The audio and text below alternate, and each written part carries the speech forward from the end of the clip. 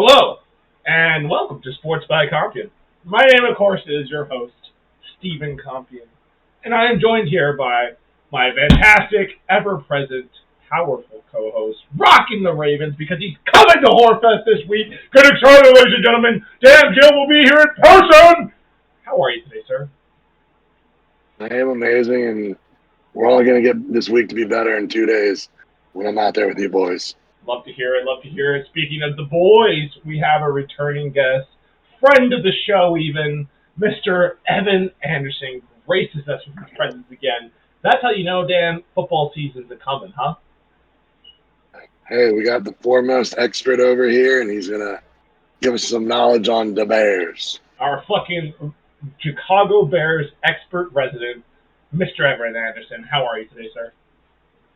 Oh, not bad. I've never really had my name put in front of, or expert put in front of my name before, so I just don't know how to act right now. Oh, well, I'm a little stunned. As far as this show goes, you're absolutely our Chicago Bears expert. Oh, I'm flattered. You should be. It's quite an honor. So today, ladies and gentlemen, we have some excellent content for you. Just a bunch of football. It's going to be just a football-ass podcast. We are covering, of course, the Indoor Football League in their final games, as these teams battle it out to find out who will be the ultimate indoor football team. We have very little highlights on this, in fact, none at all. So we will mostly just be watching over the scores and giving our input, and also speculating on who will win this whole thing. Furthermore, our expert of the Chicago Bears will be giving us the prognostics of the 23-24 Chicago Bears. What will happen? Will Justin Fields be the man? Who knows? Evan has the answers. We're going to find out soon. Moving on from that, there's also some rumors. Apparently some guys made a bunch of money today. We'll probably talk about that a little bit. Also, maybe some shenanigans going on in college football. Who knows? We got a lot to get to, so hopping right on into it, as they say. We're going to the Indoor Football League, so guess what, Dan? Round one of the playoffs took place. We had the Quad City Steamwheelers, which are, of course, the Illinois team, officially bounced out of the playoffs. Does this break your heart, Evan? The Illinois team getting bounced out. Yeah, probably one of the only reasons to even keep an eye on it would be to check out the home team. But, I mean, arena football is just fun to watch in general. It's very exciting, fast-paced game. You don't got a lot of fat guys on the field, which is always nice to see. Very aesthetically pleasing. So it hurts a little bit, but you know, it'll be still a fun show to watch.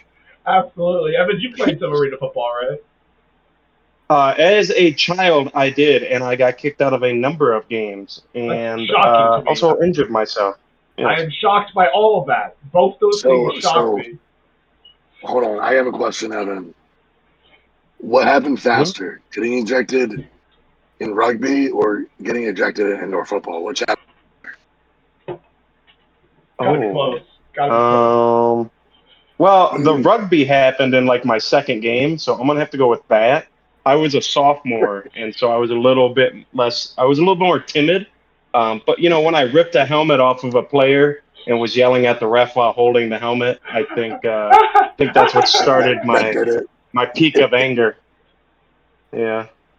For those of you who maybe are confused or don't know, Evan is, of course, the Rockford Ravens' best prop or hooker. I mean, lock. You put this one hooker anywhere. He's just a big old angry redhead who may or may not get thrown out of the game, may or may not draw a card, may or may not get injured. But if he survives all 80 minutes, you better believe this man will bring the thunder on every single one of his hits. It's quite lovely.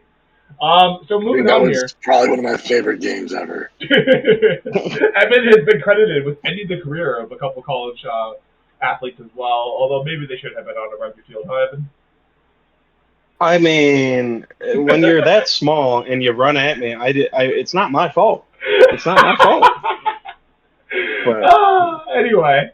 The screaming afterwards was unnecessary. That was a battle cry, Evan. That was what the industry like to call a battle cry after laying out the second individual in a row. Okay, let's just move on. Anyway, let's move on. No. Massachusetts Pirates fall to the Falls Storm. I don't know what the fuck that S word is. And why is it at? Is their name really at? Like, that's so weird. No, it's showing where the game was. Oh, okay. Yeah, I'm an idiot. Okay. Oh my Anyway, the Falls fucking pulled this win off. Good for them. Fucking pulled it off with a field goal. Tight game, my dad. Yeah, no, definitely a back and forth one. It was one of the more closer matchups in terms of records. I think they had like a 1-game difference. One was 10-6, one was 9-7. Okay. And Massachusetts, I believe, has Cardell Jones, who used to be the Defenders quarterback in 2020.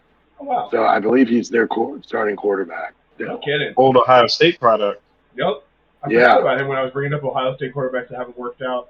Anyway, North Arizona Wagners. They find a way to win at Arizona Rattlers. So it's the Battle of Arizona's over here, and they proved to be the superior Arizona team. These guys scored over 100 points. This is why people watch arena football, huh? Yeah, for sure. And, Arizona has definitely has been a mainstay in indoor football, arena football for a long time. They used to be in the AFL back in the day, and they left to come to this league. So they have a lot of they have a lot of rich history, and they've done very well in the IFL since they've switched over. So, they're always a team that's going to be in the playoffs. They're always going to be a team that does well, but excuse me, Northern Arizona moved back, advanced. They won the championship last year, so it's good to see them make it out of round one. Yeah, absolutely. Keep them competitive, and then we got the Tusa Sugar Skull. That's a fucking cool name. They lose to the Bay Area Panthers, unfortunately, because the Sugar Skulls. I would have liked to see them advance. Oh well, we'll see the Panthers advance instead. By 12-point differential, so quite a commanding victory there for the Panthers at home. They will now once again host the Arizona Wagners, huh? They're playing the Wranglers over there. It's going to be a tough matchup. It's cool. It's going to be a tough matchup over there. And, the cool part was the Panthers had like such a good turnaround from last year. Because I believe they were 1-15 last year. Oh, wow. So they just had like a horrible season last year. So it's nice that they were able to turn it around, get into the playoffs. And they're a relatively new team. I think this is only like their third, maybe fourth year in the league. So nice to see that they're kind of I think 2019 was their first year. So nice to see that they're kind of being effective early on after a couple rough years. Good to see for sure. We got the Storm going against the Fighters in Frisco. So that should be one there for the. I guess that's the West, or is Arizona's East? The West. Yeah, so that's the East. Okay. Yeah, the Sioux Falls, Frisco. Yeah, I think Frisco has been the top team all season, going into the playoffs at a 14-2 record. So they're definitely going to be the ones to beat, but everyone else in there is kind of pretty competitively balanced when it comes to records. So, and you never know. That's why they play the game, right? For sure. Man, a league that's been around as long as this, get your YouTube game together, people, okay? Like, it's impossible to find anything about them on YouTube. Like, get it together. Be better. I think they recently started broadcasting on YouTube. I don't think they've always broadcasted on YouTube, if I remember correctly. But as we mentioned before, they've been around for a long time. They've been around since 2009. So it's nice to see, like, that's crazy. I've never even heard of it. I know they used to be on CBS Sports sometimes. I don't know if it's going to show it in this or not, but I believe, and again, sorry if I'm wrong, but I believe the championship game is going to be aired on CBS Sports Network. Evan, did you even know about this league before this was a thing? No, I was aware of it. Actually, my offensive line coach, my sophomore year, shout out Coach Darvo, was a lineman in the Arena Football League. One of the largest men and scariest men I've ever seen in person. And won a championship with Louisville played for Louisville back in the day. I think he won some kind of bowl, and then played a little bit of arena football. But yeah, I've been aware of it since. I know a couple other larger names. Brendan Schaub actually played in the Arena Football League for a little bit. Did he? I remember him telling it. Yeah. He was telling a story about how they were trying to make him beef up to like 300 pounds. Yeah. I do on the remember line. that. Okay, yeah, I forgot about that story. Yeah. Do you guys know who the greatest arena football player of all time is? Kurt Warner. And this is why I hate when people are like, they're washed up people or people that aren't going to go anywhere playing indoor football. No, Kurt Warner went from indoor football to Hall of Fame. Rest my case. It can happen again. Just wait and see. Fair enough. Well, we'll pay attention and continue to cover it here on Sports by Compian, mostly because nothing else is going on. Moving on. We got the Chicago Bears, and this is a team, young team. They got hope. We got a Packers fan here. It's probably going to cast a little bit of shade as we go through this, but that's to be expected. Because guess what? Week 1, Packers Bears. Evan, how do you feel about the prognostics of this team? Do you think Justin Herbert's the guy? He's going to have to prove it this year, huh? Justin Fields, sir. Put some respect on that name. Sorry, the other Justin just got paid. My bad. I think the Bears the Bears are a very interesting team.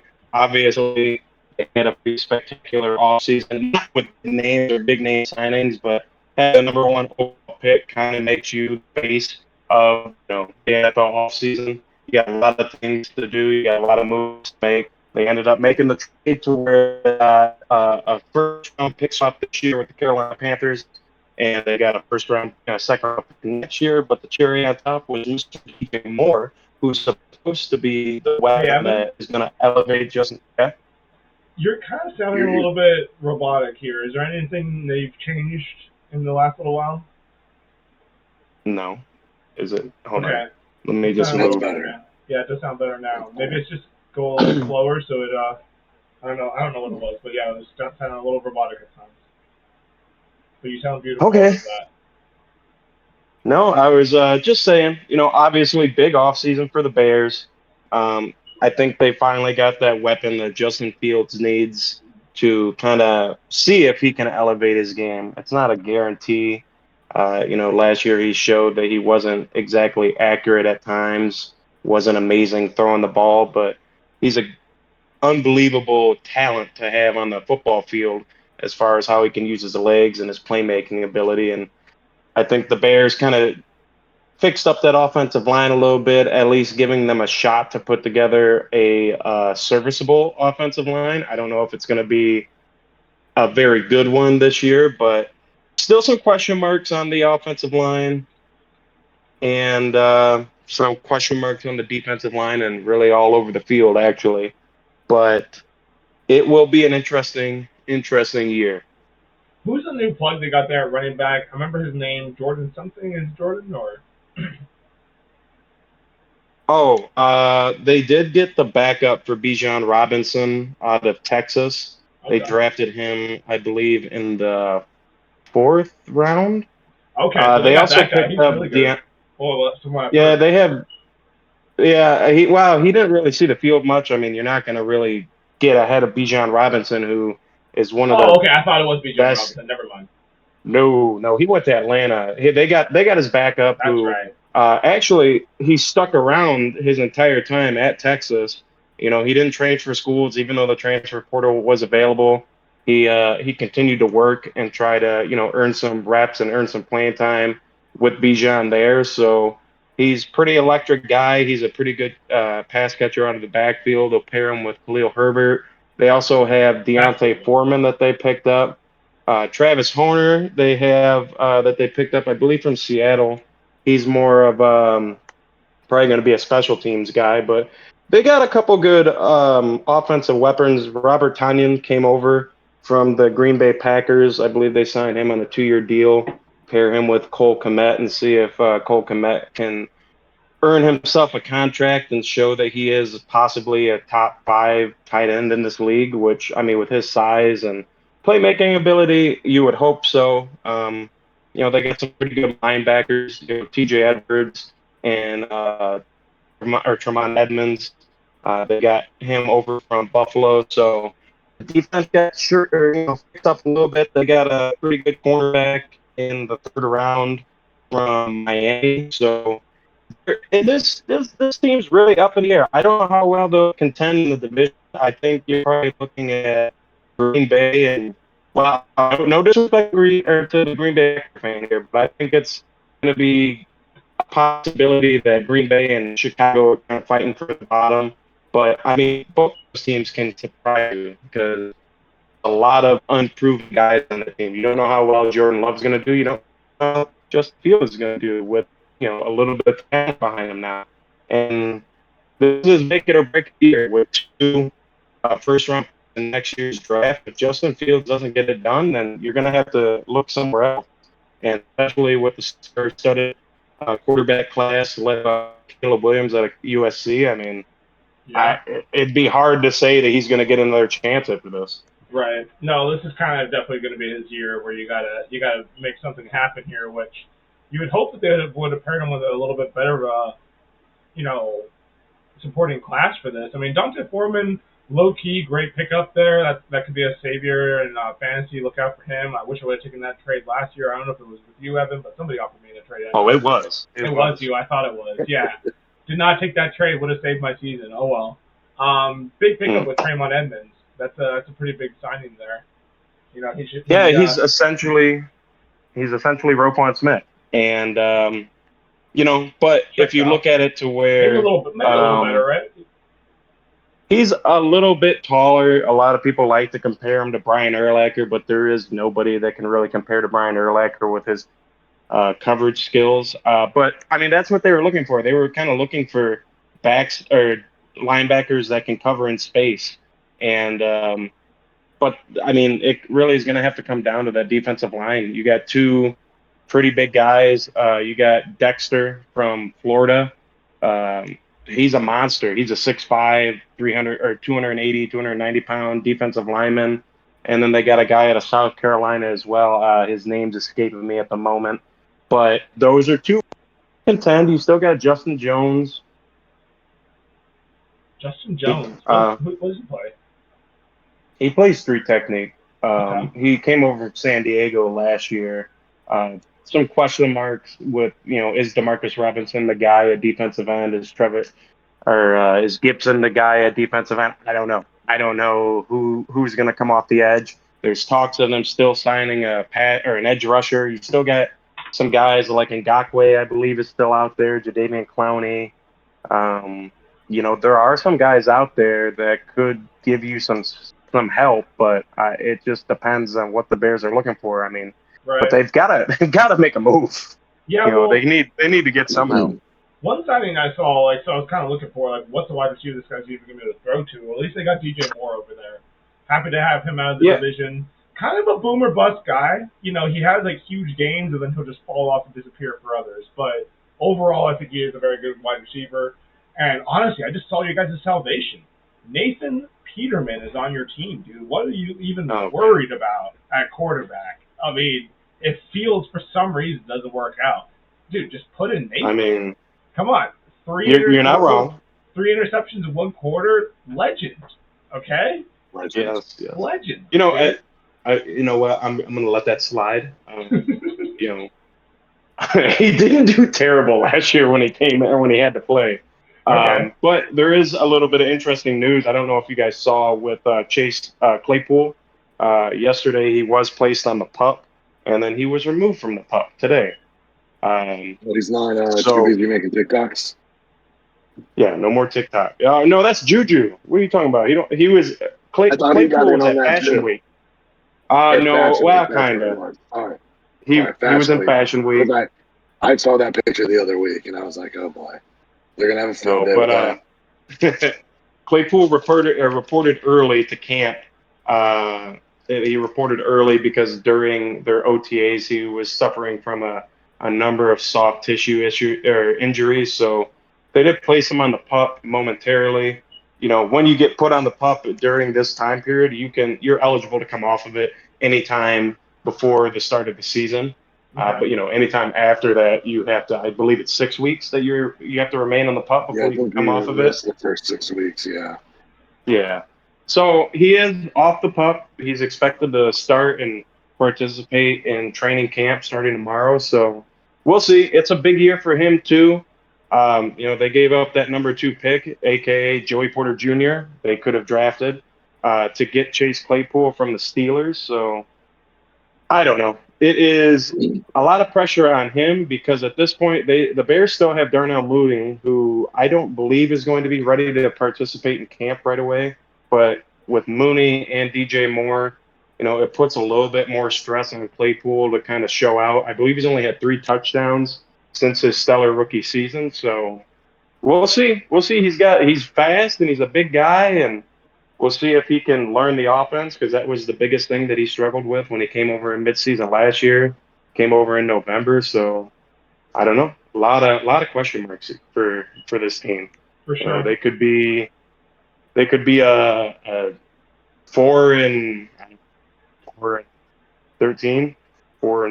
team, or they can be a 13-4 team. Who knows? It's hit or miss. That sounds about right. Yeah, I mean, I think I pretty much agree with a lot of what you said. I think the biggest point, I mean, I know you said there's a lot to prove out there, but I do think they have the weapons on offense to be good.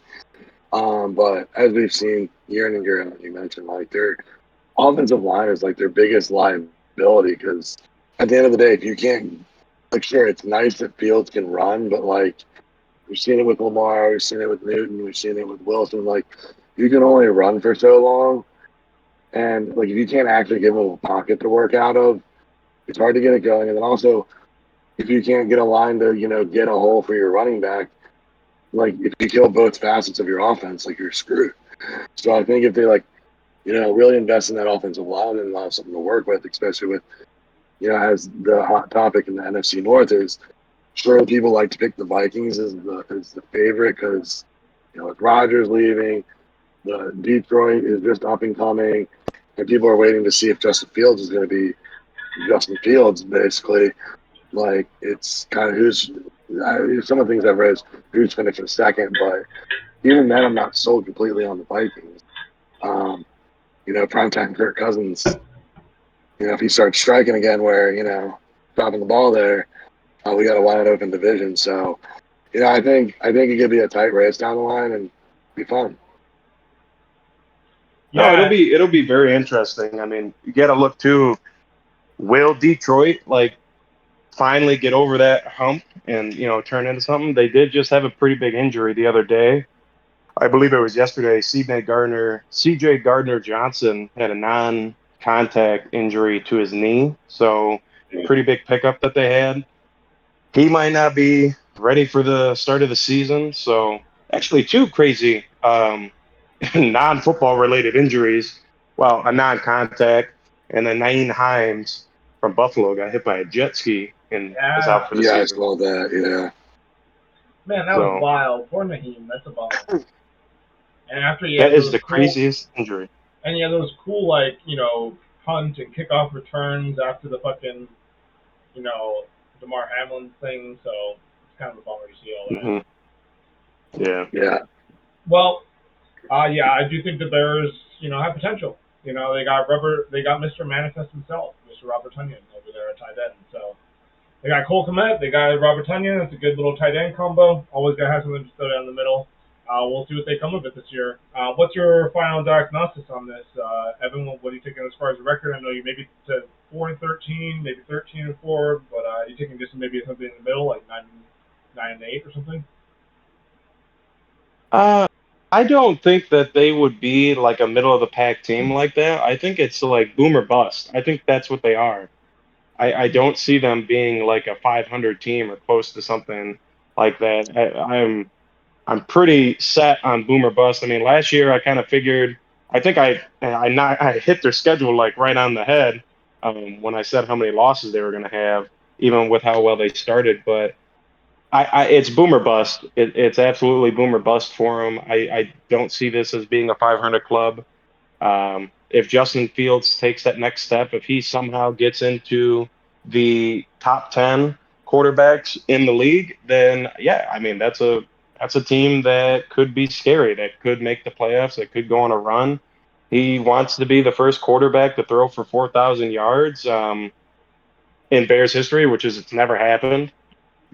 he's going to throw for over 30 times, hopefully, this year. He didn't do that once. So, like I said, boom or bust. It's either go big or go home, I think, with this team.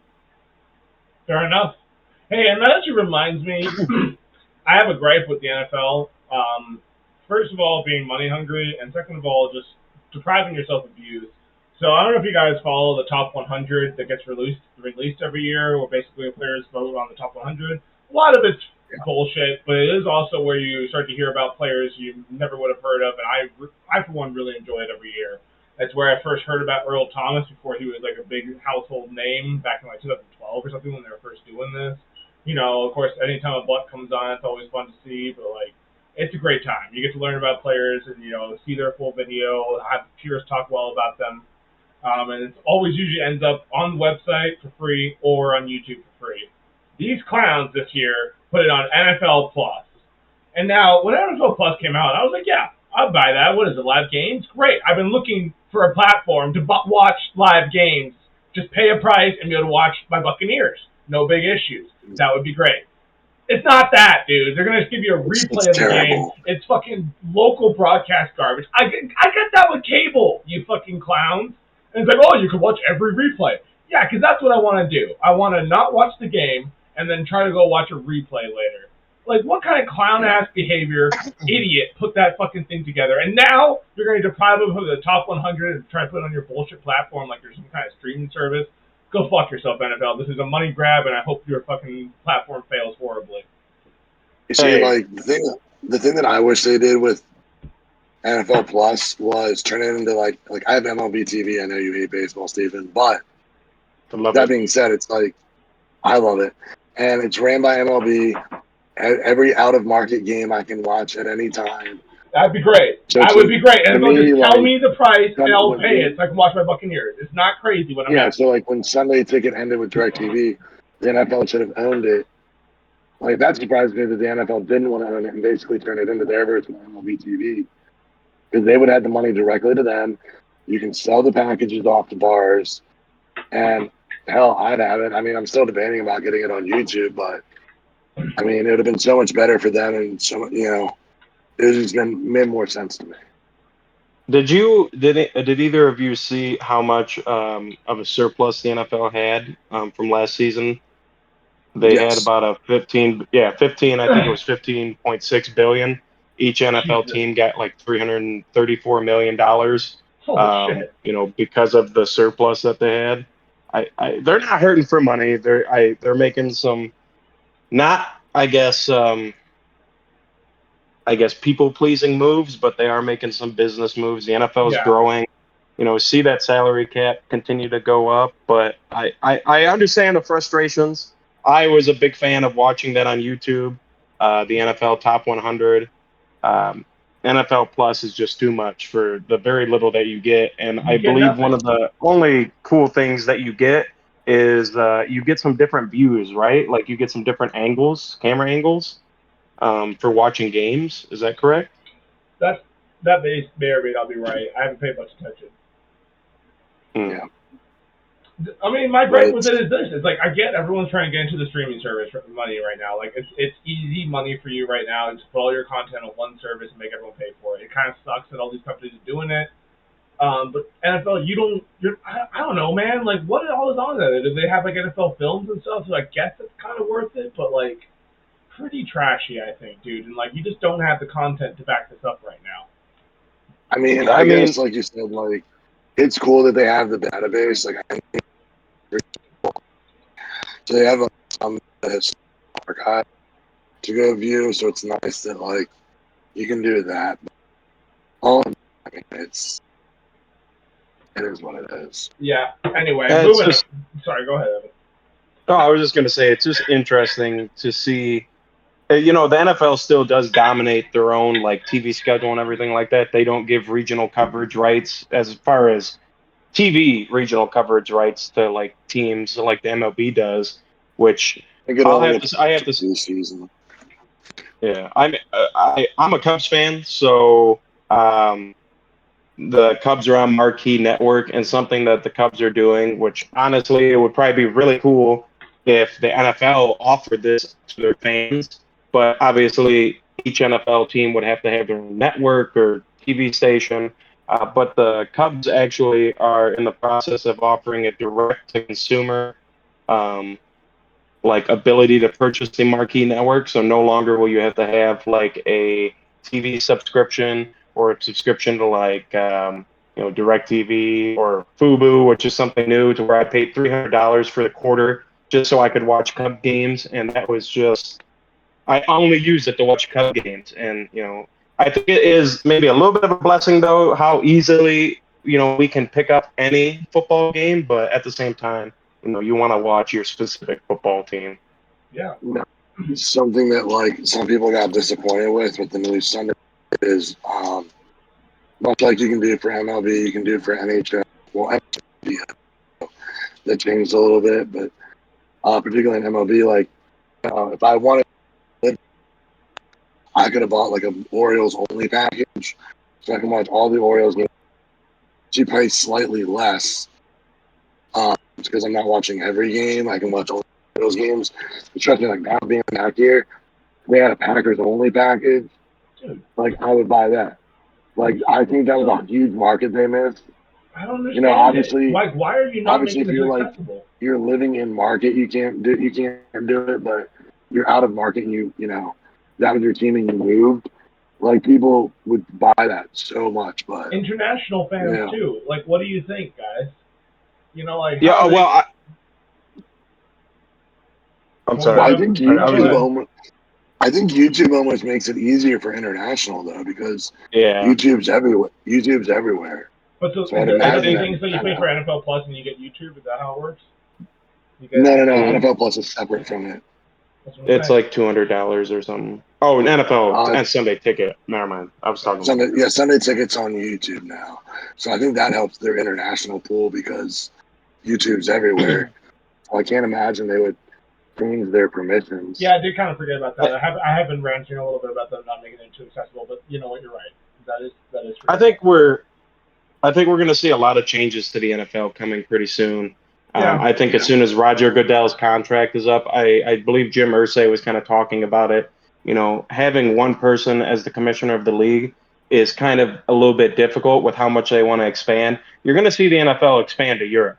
The NFL is going to have a team in Europe eventually. They're going to have, I believe, teams over there, especially because they're working on a certain plane to make it easier. It'll get faster over a faster trip from Great Britain to here. That's something that Jim Irsay's talked about. They're talking about kind of splitting up the division of power, essentially having, one person ahead of like marketing or one person ahead of certain, NFL Europe or NFL USA. I just think that we'll see a different package that'll be available to us after this Sunday Ticket with YouTube TV is done with, because I don't believe it's for a very long period of time. They didn't lock it up like how DirecTV had the NFL Sunday Ticket locked up for so long. I think we'll see a lot of positive changes coming to the NFL. Possibly, a new team. I believe that they're going to expand. If you look at what just happened with the Washington Commanders, that was like the first time they agreed to an ownership committee, with multiple owners instead of just, one person. Well, technically, all teams are set up like that, though, because technically they kind of make it so one person can't sort of own the team, but it's one person's a majority stakeholder, so that's what you see. But there's underlings you don't hear about. But, yeah, I think you're right. Like, I think this is the first time we've seen, like, a lot of majority shareholders. I mean, I get that there's only, you know what I mean? Like, yeah, like you're on something there, but maybe, like, Stan Kroenke isn't the only person that owns the Rams. He just owns the majority of it. But it was a different committee. Yeah, like you saw like more, because Harris Blitzer typically owns something by themselves, but they're their own consortium. But yeah, like I think it was interesting how many pieces they pulled in for this. Hey, they might change their name again. That is most likely going to happen. I think they want to do a total rebrand. Even I think there's discussion, because Magic Johnson is also on the ownership committee. He kind of came out talking about that possibility. And, they want to wipe Daniel Snyder from the face of that franchise. So I would expect, a total revamp as far as even team colors. Yeah, I don't think that'll happen because the team colors predate Snyder. So Yeah, I think they want to keep the colors. But it was I just think they something said that Magic had talked about. Yeah, I think they had said earliest is 2025 season that it could happen, Mm-hmm. but we'll see where it goes. Because I know they want a new stadium, so they might wait until the new stadium to just drop everything. Well, they need once. They They need a new I've stadium. heard it's one of the worst. I've been there multiple times, and it's just horrible. Almost killed Jalen Hurts. Oh shit! But didn't Robert Griffin also get like completely roughed up on that field? Oh, that was yeah. That's where RG&E happened. Yeah. Mm-hmm. He became a that was more just limp bad coaching. noodle. Yeah. Oh, there's no reason he ever should have been put back in that game. No way. Well, boys, before we wrap this up, there was some shenanigans going on with Northwestern football. Evan, do you feel like covering that, or should we just toss it? I can touch on it briefly. It kind of all started a couple weeks ago. Northwestern kind of tried to. They actually. Evan, pause real quick. I'm sorry, man. You started cutting out pretty much right away. So it started 3 weeks ago.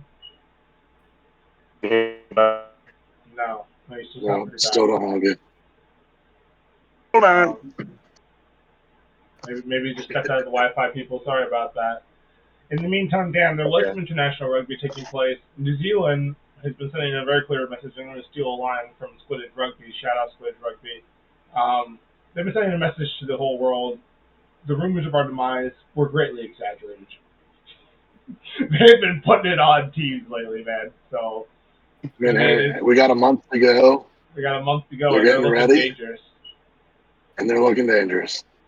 Tonga, Japan had an absolute slugfest, which Japan would have won if they would have lost their captain in the first 10 minutes, 20 minutes.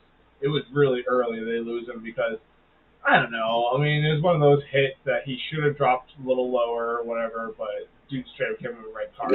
No mercy. They realized it was going to be a pretty merciless ref earlier in the game when one of the Tonga guys, similar situation, the player ducks into the tackle, he didn't get low enough. Dude hit the hands of a yellow. It's like, okay, it's a bit strong. Yeah. And it's like, all right, I guess that's the type of game we're in for. And then sure enough, 10, 20 minutes later, he's handing their captain a fucking fat red. And that just puts you in a rough position to be playing a man down with 60 minutes left. Yeah. That's a tough one to kind of weather at that point. They still kept it close as heck, and they had a nice little lead at that point, too. So it kept them in the game, but ultimately, Samoa, I'm sorry, I was saying Tonga. Or was it Tonga? Either way, those gentlemen pulled it off. They fucking got in there and got it done. Evan, are you back? I believe so. Can you hear me a little better? Yeah, much better. Yeah, it sounds good. Okay. I had to walk upstairs. But yeah, I'll touch on. So a couple weeks ago, Northwestern and Pat Fitzgerald came to an agreement for a 2-week suspension. And the suspension happened during, basically when football's away. It's that gap time between, when the players are there, when they get a little break to go home for the summer. Essentially, because it's a private school, they did not release the findings of the report. So we don't really have we're starting to get it, actually. So they didn't release the report because it's a private institution. But essentially, there is a systematic,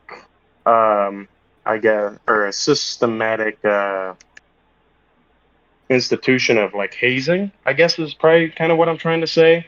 Some very odd types of hazing, a lot of sexual kind of assault type of hazing. Allegedly. That was taken.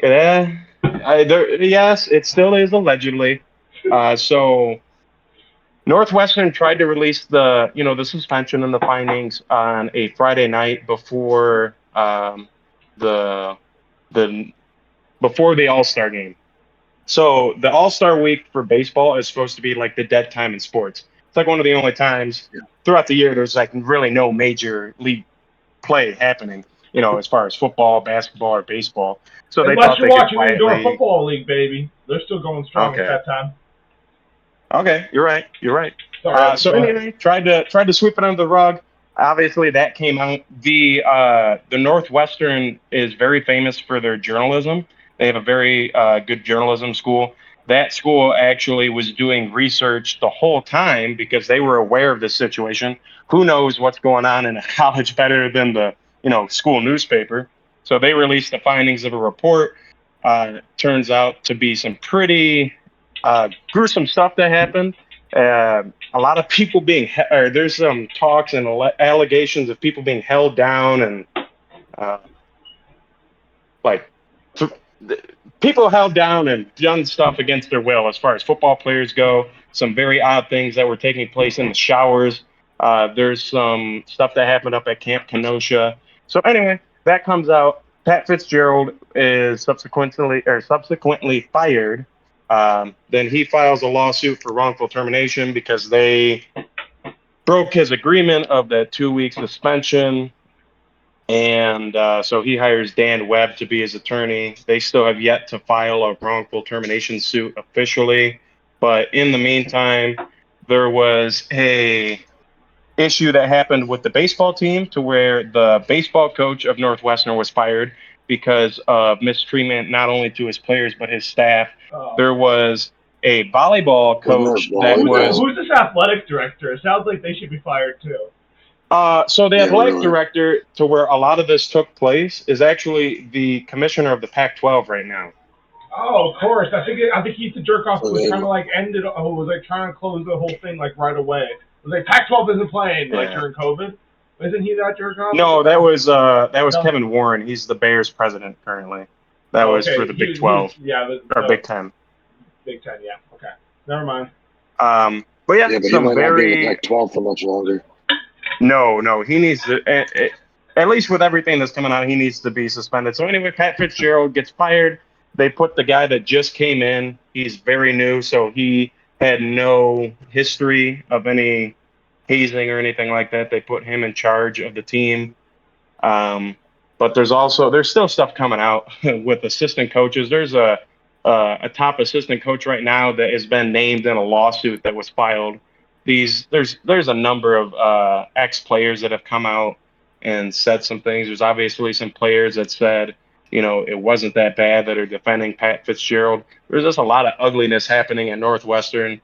The president of Northwestern is not doing a great job. Great job of handling this situation, in my opinion. Being very quiet, not really, seeming sympathetic to the victims. So some crazy things happening. Northwestern athletics is in shambles right now. I feel for the players that are there that have to go through this because, you work your whole career to play, this sport. And to be honest, this level of sport, and to be honest, with everything that's going on, it almost seems like they need to suspend football activities until they get this completely figured out.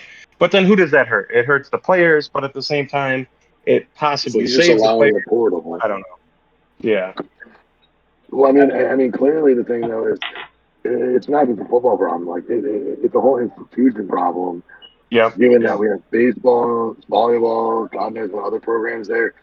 I don't think they just need to potentially look at trying to football now. Like they might need to put down their whole athletic program at this point because it's just so widespread. And you're right. It sucks for these kids.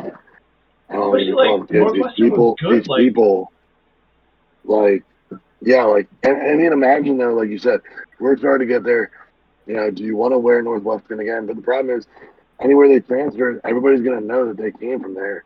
It's still awkward, right? Yeah. 100%. Especially if you're like a senior. Especially if you're like a senior or a junior, and like you were heavily involved in it. Anywhere you transfer, they're gonna be like, dude, what's going on over there? Everybody's going to start asking. Yeah. Well, and I think the interesting part to see is though, again, I could be wrong, or I just can't recall at least, but like typically it's been so secluded to like when you hear stories like this, it's secluded to one sport, like just a football team, just gymnastics, whatever. So like, I think it's very interesting. To my recollection, this is the first like almost college-wide issue, not just one of the programs as this epidemic, if you want to call it that. Yeah. I mean, I do have to say all the power to the the people speaking out, because there's a number of players that have named themselves in suits and that are speaking out against the stuff that they went through. So I think it was pretty easy. I saw a lot of people that were commenting like on the Score, 670 The Score, which is a Chicago sports talk show or sports network that I listen to every single day, and a lot of people were kind of defending Pat Fitzgerald and almost demonizing the people that are speaking out. But it takes a lot of guts and a lot of balls to speak out, especially put your name on it when this stuff is. I mean, it was sexual assault stuff, basically. I mean, for sure. And as a grown man, as a football player, like to be able to speak out against that, I mean, that takes some balls. For sure. Yeah, I think it's going to be interesting to see kind of like what the fallout of this is. Not only at Northwestern, but like what other institutions across the country are you going to start seeing more programs pop up like this that have similar issues? Because it's going to happen. Like, let's just be honest, it's going to happen. It might not be this year, might not be next, but like they can use it thing to start. Well, it's been a while since the Penn State one, right? So now someone needed something else to talk about. Weird that it could. Yeah, that was a little different. I mean, that's a different one. I mean, well, yeah. We're a couple of years removed from the U.S. women's gymnastics team incident. That like that was horrible. I don't mean incident to diminish it or anything. I can't think of a better word. So it's things have been slowly popping up here and there. And at some point we're just gonna hit the floodgates with it. Like it's just gonna hit a social norm to bring it up. But I'm curious when we're gonna reach the point though that you kind of bring it up almost right away. Because I know one of the suits that I was reading, I can't remember his name. He used to be the quarterback / wide receiver at Northwestern from like 2015 to 2017, 18. So I mean, like, it goes a ways back. It goes a ways back. So we're almost 10 years out. 8-10 years out here. So it's kind of interesting to see when things kind of start hitting the light. For sure. Yeah, they say that this goes back to the 90s, even pre-Pat Fitzgerald. When Pat Fitzgerald was on the team as a player. Stuff that dates back that far to where it took place at Canada. But they said it has become a little bit more rampant over the years. This is just a very long time. And I don't mean to laugh like, I'm laughing at the victims, but it is absolutely crazy. It's insane. Yeah, I was hazed in football, and what I thought was a little over the line didn't even come close to this. I mean, yeah. I remember having a brief hazing in football too. It was a little weird, but it definitely wasn't anything close to what I've heard about this stuff. Like, holy cow. Yeah. That's fucking wild, man.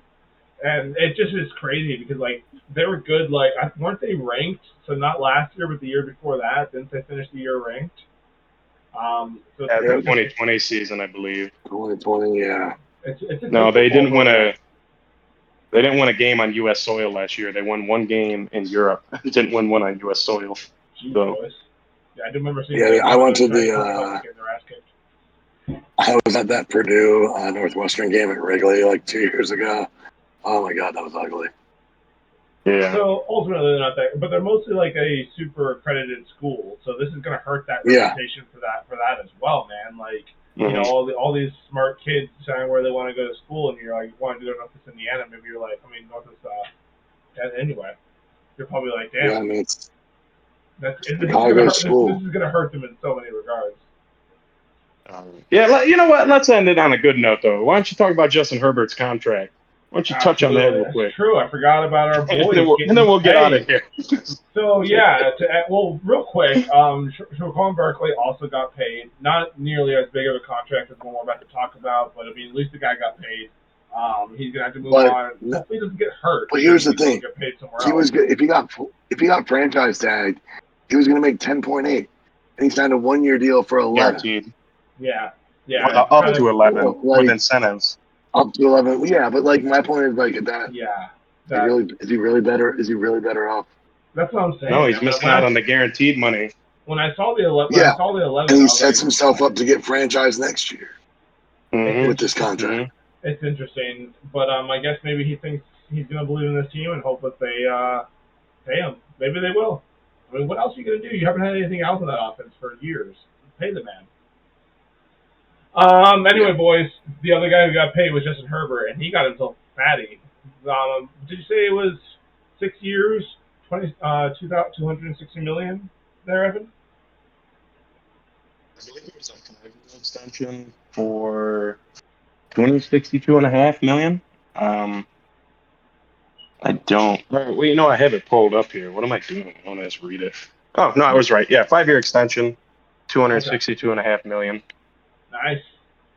Now that's a man getting paid, and honestly, I love to see it. I've liked Justin Herbert since I noticed him in college. Super quiet. He just seems like a super quiet kid. Looks really cool in his Oregon helmet.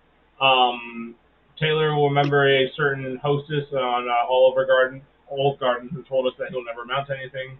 I think a lot of people thought that. That's why he kind of fell a little bit in the draft. So it's really cool to see a kid like him succeeding. Seems like a good guy. I love to see the Chargers relevant again. You know, they've always been kind of relevant with Philip Rivers, but now I think they're a little more dangerous. Obviously, it's a tough time in the AFC right now, but it's great to see all these young guns out there and cool to see them get paid.